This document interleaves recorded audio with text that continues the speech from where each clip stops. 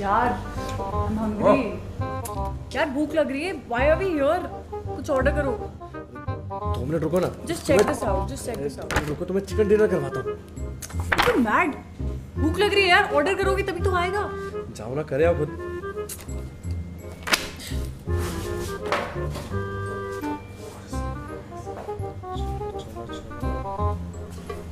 Next round. Yeah. बहुत अच्छा. Coke तो लाना ही भूल गई. तुम कोक लेके आ रहे हो? हाँ? कोक. अरे लिसन. कोक लेके आओ. ओहो. मैं कोक लाना भूल गई. प्लीज कोक ले आओ ना. हाँ? क्या है? तुम कोक लेके आ रहे हो? जाओ यहाँ से. यार गेम भी नहीं. अरे भैया वो देना. कोक दे दो यार.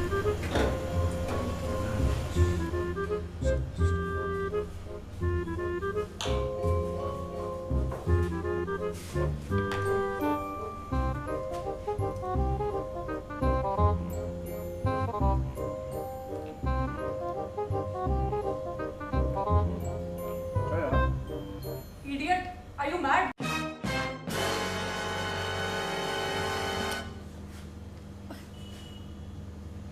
सॉरी यार, ये Can't believe this. सॉरी ना.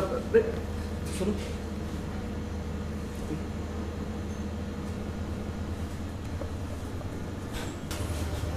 Good save. But then, he bought the Pocophone F1 mostly for gaming. That is supposed to be its strongest point. Interestingly, I have another gaming phone with me, the Honor Play. And these two phones must be really good to play games. But are their cameras any good too? Time to find out.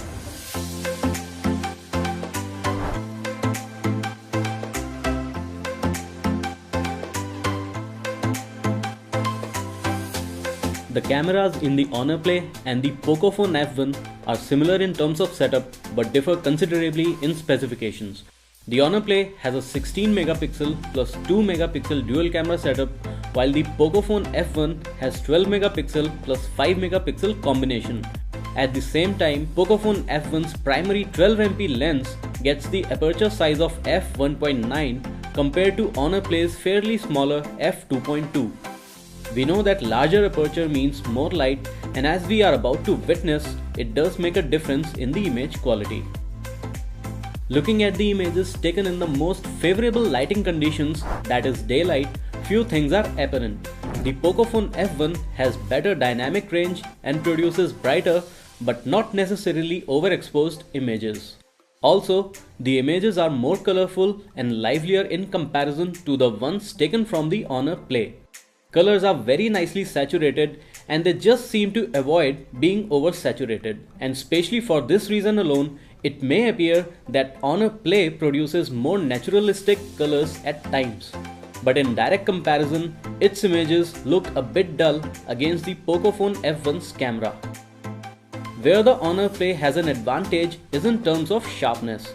Not that the Pocophone F1 is bad in this aspect, but the Honor Play appears to produce sharper images.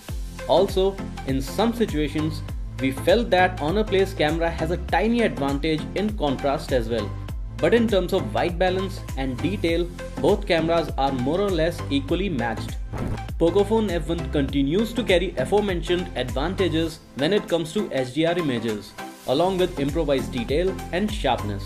Talking about the artificial intelligence, it surely is becoming a useful feature in recent phones, although its implementation is always questionable with respect to its trueness. Nevertheless, the AI feature in both the phones improves color saturation noticeably over the standard images, and while the Pocophone F1 still produces more colorful looking visuals, we actually like the AI images from the Honor Play a bit more. When it comes to shooting with a mobile phone, night conditions are always the most challenging for the obvious factor of low light. Here, neither camera is impressive to be honest. As good as they are in daylight, they struggle with detail and color saturation when the lighting conditions are quite the opposite. But differences are still there. For example, the Honor Play produces brighter HDR images that help in revealing overall detail, And while both the cameras are mostly on par in terms of exposure, the Pocophone F1 seems to cope up with it better with certain objects. For example, illuminated tagline outside the cafe.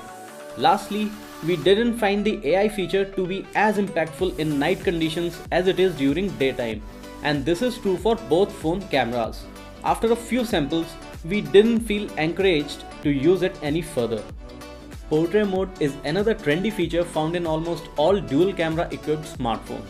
In this aspect, and depending on the location, results can swing between the phones. However, we found the portrait mode in the Pocophone F1 to be more impactful than the one in the Honor Play. Pocophone F1 managed to isolate the subject better from the background, even though the Honor Play did a fairly decent job as well.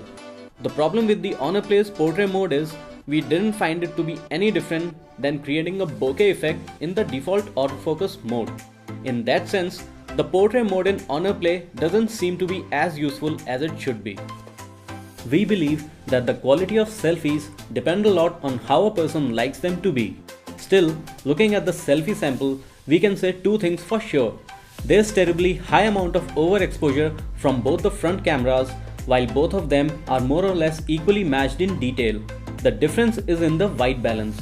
The Pocophone F1 produces a warm image while the Honor Play tends to keep it a bit closer to reality. But still, the image from the Pocophone F1 looks better to us. Also, the smoothing effect of the Honor Play's beauty mode looks a bit too artificial. Even though both phones create visually distinguishable images, it is not easy to choose which one is better than the other. To start with, Pocophone F1 creates more colorful images, especially when its AI mode is activated, and many people could like that more as the images look livelier. But at the same time, Honor Play keeps the colors a bit more realistic in comparison, and this too is preferred by a good number of people out there, especially the ones who care about color accuracy. Yet, the Honor Play has a tad more advantage in terms of sharpness, and that helps in overall detailing as well. But this is a tiny advantage mostly. On the other hand, Pocophone F1 has better dynamic range. In nighttime, neither phone is impressive, but Honor Play is better with HDR.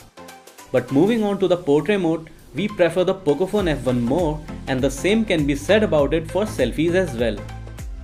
Overall, we like the Pocophone F1's camera a tad more than the one in the Honor Play because of its capability of producing livelier images right out of the frame and in a wider variety of conditions.